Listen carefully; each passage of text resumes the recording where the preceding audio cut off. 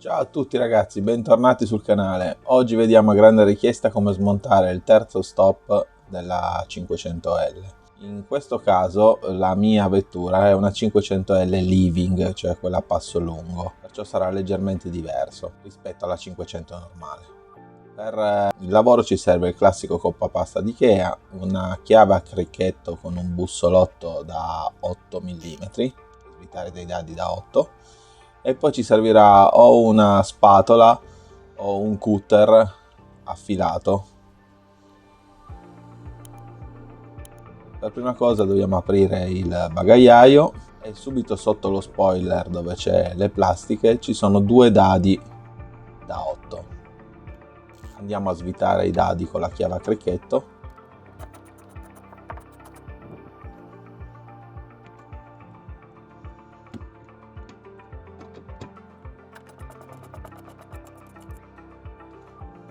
Una volta tolto i dadi mettiamoli da parte e adesso prendiamo il coppapasta e la spatola.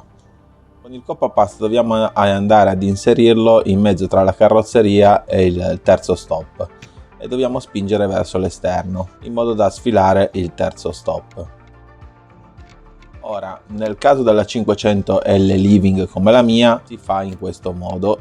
Sul lato destro abbiamo il connettore elettrico che alimenta il terzo stop con la classica chiusura a clip. Se avete difficoltà a toglierlo, lungo tutto il bordo del terzo stop c'è una guarnizione incollata e io inizialmente ho fatto fatica a toglierlo, non è venuto via come avete visto nel video, ma era duro da togliere. Questo perché la guarnizione ho scoperto che è proprio incollata. Per aiutarsi a scollarlo bisogna, mentre si fa leva con il coppapasta, io ho utilizzato una spatola, infilarla in mezzo e aiutare la guarnizione a staccarsi o a tagliarla in modo da liberare il terzo stop. Mi raccomando, fate attenzione a far leva perché io per farle nelle prove ho rotto il pezzettino di plastica da questo lato e poi l'ho incollato. Questo tubo nero invece è il tubo che porta l'acqua allo spruzzino del tergilunotto.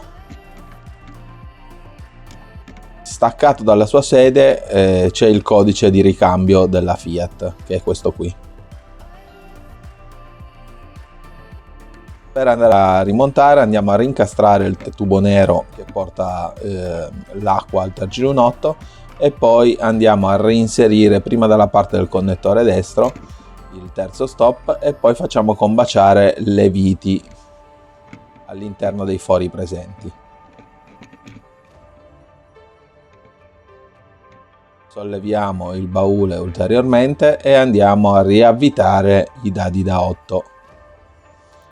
Prima a mano li imbocchiamo e poi con la chiave a cricchetto andiamo a stringere generosamente, non troppo forte perché comunque è sempre plastica. Diversa è la procedura nel caso della 500L normale. Purtroppo non ho potuto fare il video dello smontaggio perché la vettura non è mia, ma me l'ha gentilmente concessa un mio amico. Bisogna andare a smontare proprio lo spoiler per andare a togliere il terzo stop sulla 500L normale. Per andare a smontare lo spoiler bisogna aprire il cofano e andare a rimuovere prima queste due brugole che sono presenti sul lato destro e sinistro. Questo è uno spoiler smontato preso su internet, da farvi vedere. A sinistra quella brugola corrisponde a questo inserto e a destra quella brugola che vi ho fatto vedere corrisponde a questo inserto. Una volta tolte quelle brugole bisogna andare a staccare tutta questa parte di plastica e all'interno troveremo altri 4 dadi avvitati su dei filetti che fanno parte sempre dello spoiler. A sinistra sono questi due e a destra sono questi due. Tolti i dadi, lo spoiler si staccherà e per smontare il terzo stop ci sono ancora 2 viti a croce da tirar via.